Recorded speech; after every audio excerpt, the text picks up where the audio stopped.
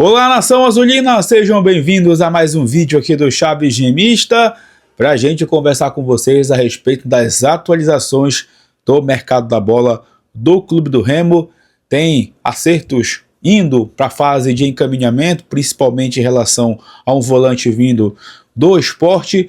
Situação mais uma vez difícil em relação ao Jajá. É uma novela quase que interminável e a gente vai explicar o motivo para vocês aqui e também falar sobre pouco mais da Supercopa Grão-Pará. Tem uma informação importante sobre gratuidades e meias entradas e também falar sobre os jogadores que começam a aparecer no bid da CBF que poderão já ser opção no próximo domingo, valendo taça para o Leão Azul paraense. Antes, peço muito que vocês deixem o like aqui no vídeo, é muito importante para que ele chegue no máximo de remistas espalhados por este mundão afora. A meta de likes para este vídeo é de 1000 mais uma vez aqui no canal. Verifique também aí o botão hypar para que o vídeo fique sempre no topo da plataforma. Você clica e ajuda demais colocando nosso vídeo lá em cima. E também verifique a tua inscrição aqui no canal. Lembrando, chegando na marca dos 60 mil inscritos, tem sorteio de 5 camisas do Clube do Remo para vocês aqui no Chaves Remista. Vem com a gente!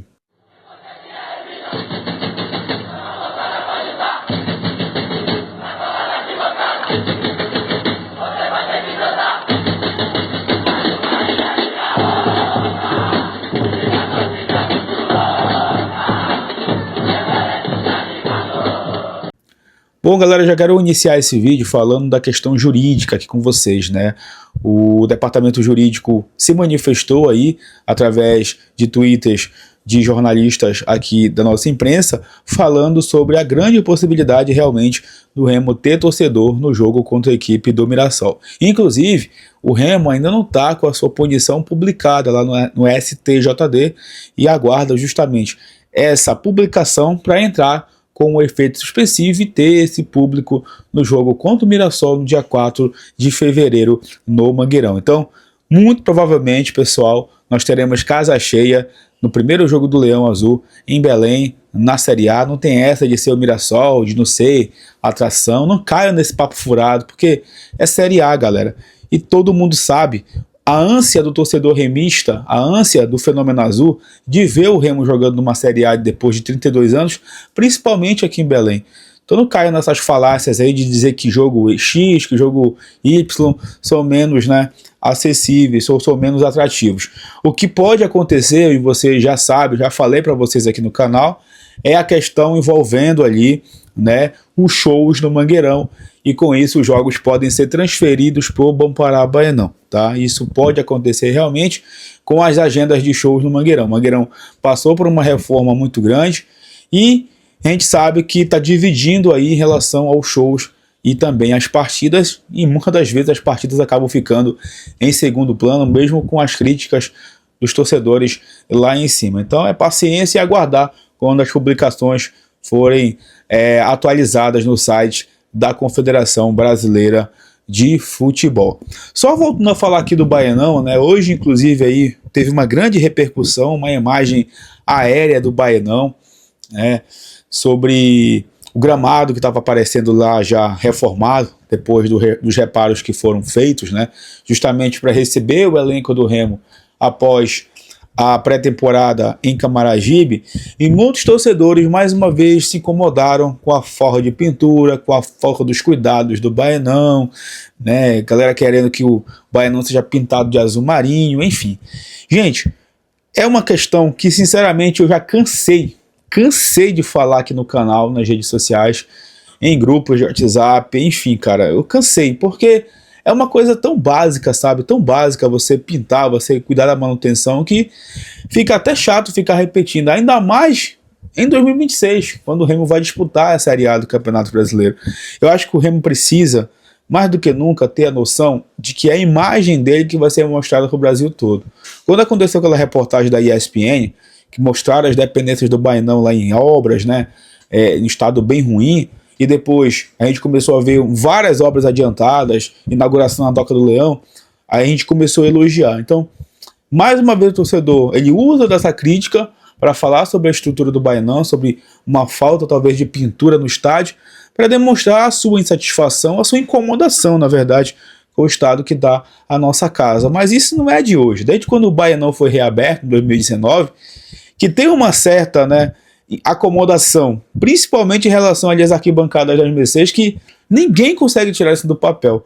Né? A atual diretoria está indo para o seu último ano de mandato, e não conseguiu reformar as arquibancadas. Eu sei, o Remo tem outras prioridades, como por exemplo, né, claro, o futebol, o Remo quer tirar do papel o seu CT também, mas infelizmente o Baianão ficou em alguns momentos sim de lado e isso incomodou o torcedor. Até recebi algumas fotos também do início da pintura das arquibancadas ali do lado das 25. Os funcionários do clube trabalhando para fazer os reparos, principalmente passando ali o famoso impermeabilizante, até porque o Remo, durante o Parazão, vai tentar receber, deve receber partidas aí de menor apelo durante o campeonato estadual. Então, pessoal, mais uma vez, né, é um assunto que a gente sempre está debatendo aqui no canal, nas redes sociais, mas às vezes fica cansativo. Fica cansativo e que bom que o torcedor segue aí incomodado com isso, porque não dá realmente, né, para aturar essa falta de, sei lá, como eu disse, falta de cuidado do Remo, ainda mais num ano tão importante pra gente, que é o ano que o Remo vai estar disputando a elite do futebol brasileiro depois de 32 anos. Galera, é o seguinte, o Leão Azul, ele já tem alguns jogadores aqui com os seus nomes publicados no BID, né, o Boletim Informativo Diário da CBF, como informa o Magno Fernandes aqui nas suas redes sociais. Marcelo Rangel já está com seu nome publicado no BID. Além dele, o Aleph Manga, Pavani, Marcelinho, Klaus e o Igor Vinhas. Principalmente em relação ali, né, a esses jogadores remanescentes, quem teve renovação de contrato. Outros atletas até sexta-feira devem ter seus nomes publicados para o Remo colocar os relacionados à disposição para esse jogo diante do Águia, que vale, como vocês sabem, a taça aí da Supercopa Grão-Pará. Hoje, na Rádio Clube do Pará, foi informado de que a renda realmente é 60% para o vencedor e 40% para o perdedor, né? Então, por isso, talvez o Águia não tenha aberto mão aí, abrido mão de colocar os torcedores e não ter aceitado, né, o sócio torcedor nesse jogo, já que precisava desse consentimento entre as equipes e os sócios seguem reclamando bastante.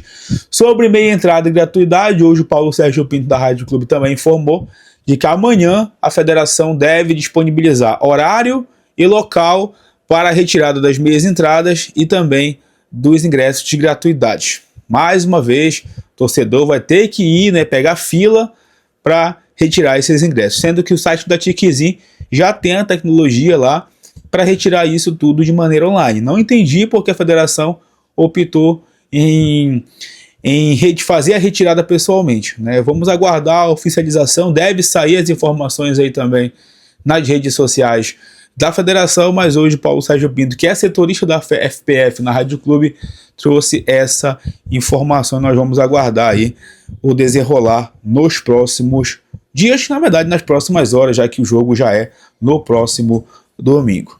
Amigos, sobre mercado da bola agora, eu queria bater um papo com vocês, tá? Como a gente trouxe ontem, acho que toda a imprensa noticiou isso, né? De que o Jajá estava próximo do acerto com o clube do Remo. O Remo já tinha entrado no acordo com o Goiás para pagar o valor ali da porcentagem de 60% ao Goiás. E faltaria só a Portuguesa, né? Para resolver a parada e o Jajá ser anunciado pelo clube do Remo com seu contrato, claro, assinado. Entretanto, hoje, de novo, voltou essa dificuldade com o Jajá.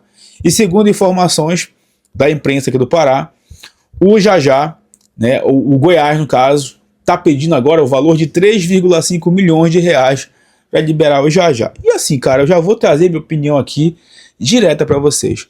Não vale esse valor, cara. Não vale esse valor. Com todo respeito ao jogador, não é nem pela questão de habilidade ou não, mas é pela idade. O cara tem 27 anos. Como é que o Remo, né, vai conseguir depois vender esse atleta ou negociar esse atleta, ou quem sabe o atleta tirar todo o investimento que o Remo fez, né, um valor alto? Seria a maior compra do Remo, talvez, né, na história. Não lembro do Remo ter comprado um jogador com esse valor. Então, sinceramente, olha, eu particularmente aqui, eu desaprovo esses valores aí, não concordo. Se o Remo fizer um movimento para realmente pagar isso, eu sinceramente não concordo. Eu acho que o Remo pode encontrar jogadores mais qualificados quem sabe até mais baratos no mercado, mesmo com a dificuldade que o Remo está enfrentando. Mas, de novo, o Goiás dificultando a parada, né? Agora querendo esse valor alto de 3,5 milhões de reais. Segue a mesma coisa em relação ali ao Leonel Pico, né? O Remo fez já a proposta, a ele também ao Rafael Monte, os dois argentinos, o que joga no Platense e o que joga também no futebol do Equador. E segundo a imprensa lá do Ceará, o Remo está próximo do acerto com o Zé Edson, volante que jogou no Fortaleza em 2025, desde 2022 está lá no Fortaleza, né? E esse jogador estaria próximo aí de um acerto com o clube do Remo, segundo as informações da imprensa lá de Fortaleza. E uma última informação, né? Segundo o jornalista Nelson Torres, o Remo já acertou aí a forma de pagamento do empréstimo junto ao Sport pelo volante Fábio Matheus, né? De 22 anos, canhoto. Segundo o Nelson Torres, o Remo vai pagar R$500 mil por este empréstimo, a primeira parcela de 250 mil, depois o Remo vai parcelar 2 vezes de R$125 mil pelo jogador. Então tá tudo acertado aí entre Remo e Sport. Fábio Matheus, que inclusive já deve estar lá em Camaragibe treinando, né? Já deve estar por lá, vai ser jogador do Leão em 2026. Só uma última informação aqui, desculpa, sobre o Jajá. O que também estava pegando, né, em relação ao Jajá, era o número de parcelas que o Remo queria em relação àquele valor inicial. Isso aí estava pegando realmente na negociação. E agora depois veio essa informação nova do valor que o Goiás quer, altíssimo aí, né, de 3,5 milhões. Então, são questões que precisam ser resolvidas. Mas eu repito, esse valor eu particularmente não pagaria. Não sei a opinião de vocês, mas eu acharia muito alto o Remo pagar um valor desse pelo Jajá. De verdade. Beleza? É isso, meus amigos. Vou ficando por aqui. Não esquece, mais uma vez, de deixar o like, é muito importante. Hypar o conteúdo, de comentar os assuntos desse vídeo e de verificar a tua inscrição no canal, que em breve a gente retorna para falar mais sobre o Leão Azul Paraense. Tamo junto. Valeu!